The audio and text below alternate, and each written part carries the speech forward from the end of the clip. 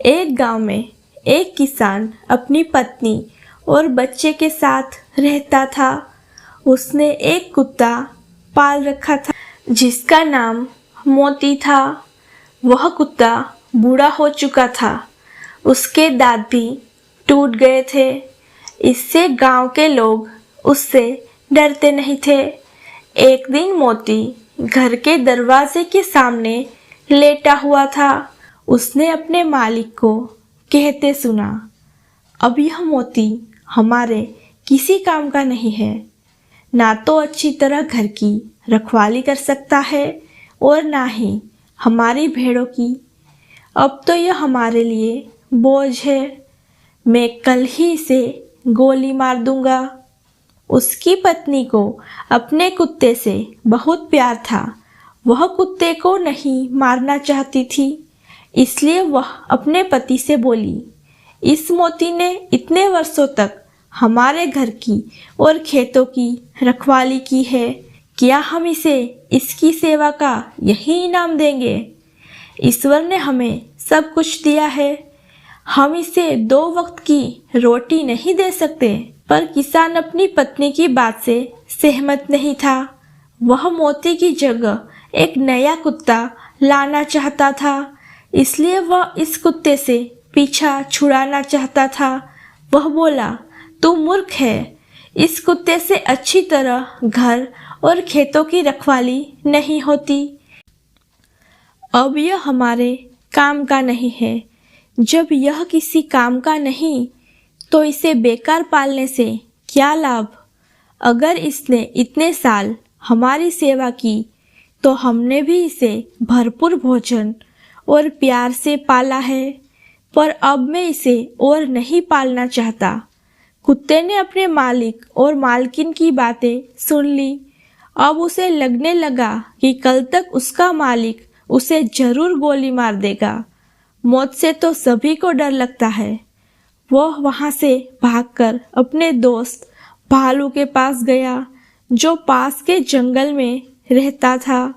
उसने उसे अपने मालिक की बात बताई और अपने भाग्य को कोसने लगा। तब उसका मित्र बोला, दोस्त घबराओ मत। इस मुसीबत में मैं तुम्हारी सहायता जरूर करूँगा। मेरे दिमाग में एक विचार है, अगर तुम उस पर अमल करोगे तो तुम्हारी जान बच सकती है। उसने मोती को अपनी योजना बताई। कल सुबह किसान अपनी पत्नी और छोटे बच्चे के साथ खेतों में जाएगा, क्योंकि उसके छोटे बच्चे की देखभाल करने वाला उसके घर में कोई नहीं है। खेतों में काम करते समय वह अपने बच्चे को वहीं घास पर लेटा देगा। उस समय तू उस बच्चे की रखवाली करने बैठ जाना। जब मैं इस बच्चे को उठाने आऊँगा, तब तू भौंक भौंक कर और मुझसे लड़कर मुझे वहाँ से भगा देना। मैं बच्चे को वहीं छोड़कर जंगल की ओर भाग जाऊँगा। इससे तेरा मालिक खुश हो जाएगा और तुझे गोली नहीं मारेगा।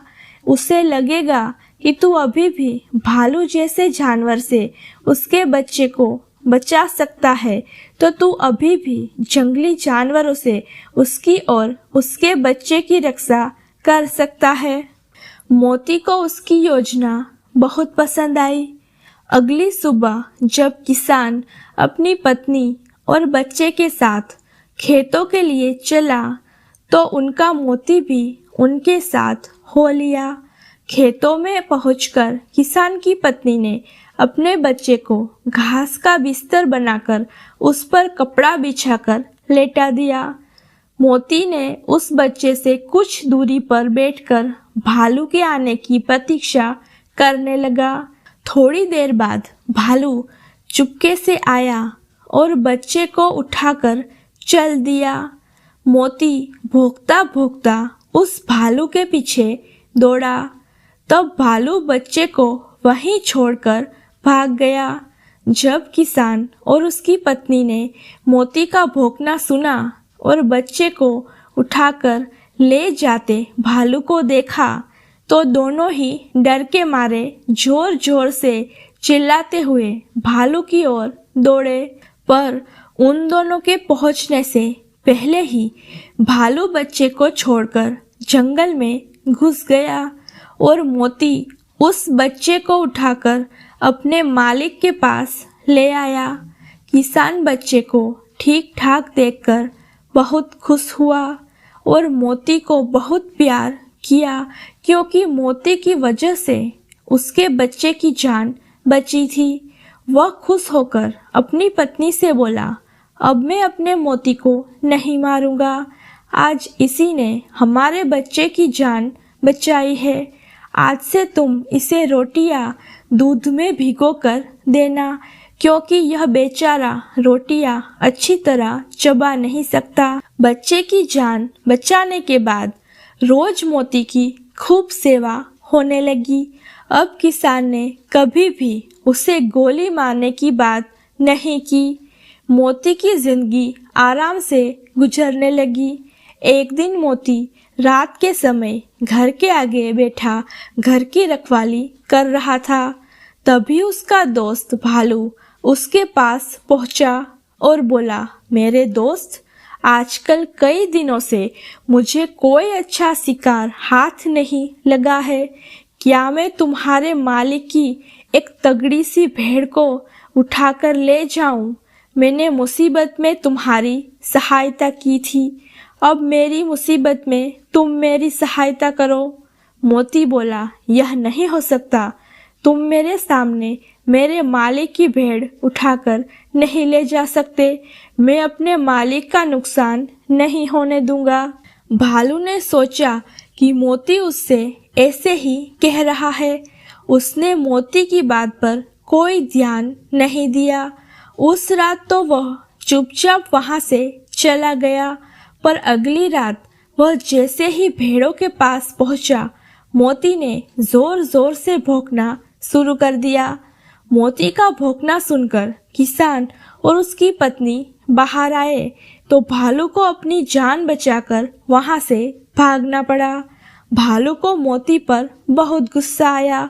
उसने सोचा कि मोती ने उसके साथ गद्दारी की है, अब मोती से इसका बदला लेना ही पड़ेगा, क्योंकि जब तक मोती जिंदा रहेगा वह किसान की भेड़ें कभी नहीं चुराने देगा। कुछ दिनों बाद भालू अपने साथ एक और भालू को लेकर एक अंधेरी रात में किसान के घर पहुंचा। मोती ने जब भालू के आने की आहट सुनी तो भौंकना शुरू कर दिया, पर जब तक उसका मालिक उसका भौंकना सुनकर बाहर निकलता, तब तक दोनों भालुओं ने मिलकर मोती को मार डाला। इस प्रकार वफादार मोती ने अपनी जान दे दी, पर अपने मालिक का नुकसान नहीं होने दिया।